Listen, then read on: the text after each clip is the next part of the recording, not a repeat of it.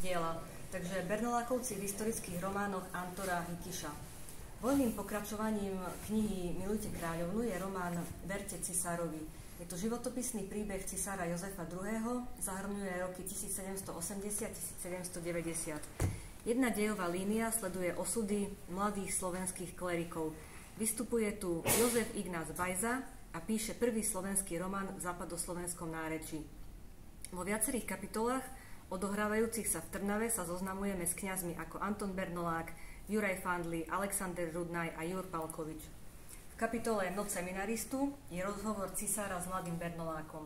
V inej kapitole cisár pri zrušení Pazmanea vo Viedni v pôsobivom prejave predkladá seminaristom svoj program Reforiem cirkvi. Ďalšia knižka, ktorá sa takisto venuje tejto téme, je román Bezhlavý čas. Osobitnú pozornosť tu venuje slovenským revolucionárom ako Jozef Hajnovci, syn evanjelického pastora v Modre, a srbský opát Martinovič, ktorý ako prvý nastolil požiadavku autonómneho Slovenska v Uhorskej revolučnej republike. Ústrednou postavou je mladý cisár František Habsburský, ktorý zhrozený kráľov vraždou vo Francúzsku a zavraždením svojej tety Márie Antoinety sa rozhodne radikálne bojovať proti revolucionárom v našich krajinách.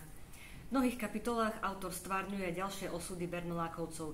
Bernolák sa stáva tajomníkom arcibiskupstva v Trnave, vydáva gramatiku Slavika, zápasy s arcibiskupom Bátaním o vytvorenie priestoru pre vydávanie slovenských kníh. Sme svedkami prvých kníh Fandliho. Juro Parkovič predostrie veľký plán preložiť celé sväté písmo do Bernolákovčiny. Katolícki kňazi odmietajú idei revolúcie, zakladajú Slovenské učené tovaristvo, ktoré sa usiluje predovšetkým o osvetu a vzdelanie utlačeného slovenského sedliackého ľudu. Dočítame sa o slovenskej závisti a nesvornosti v spore dolnodubovského farára Ignáca Bajzu s Bernolákovcami. Bernolák dokončuje veľký slovník a bezvýsledne ho ponúka na vydanie tlačiarovi Jelinkovi v Trnave. Román vrcholí opisom rozvratu jakobínskej diktatúry. Vtedajšia slovenská elita, katolícki a evanjelickí kňazi sa nepridali k revolučnému rozvratu. Naša inteligencia odolala cudzím vábničkam a považovala za prvoradé prebudiť národné povedomie Slovákov. Pripomenula ľudu slávnu minulosť Veľkej Moravy, Svätopluka a solúnskych vierozvescov. Román sa končí oberačkovou slávnosťou v Pezinku. Bernolák, Fandli, Pálkovič a Rudnaj napriek ťažkostiam sa utvrdzujú vo veľkom úsilí pozdvihnúť Slovákov za svojbytný národ vydávaním kníh v uzákonenom osobitnom slovenskom jazyku.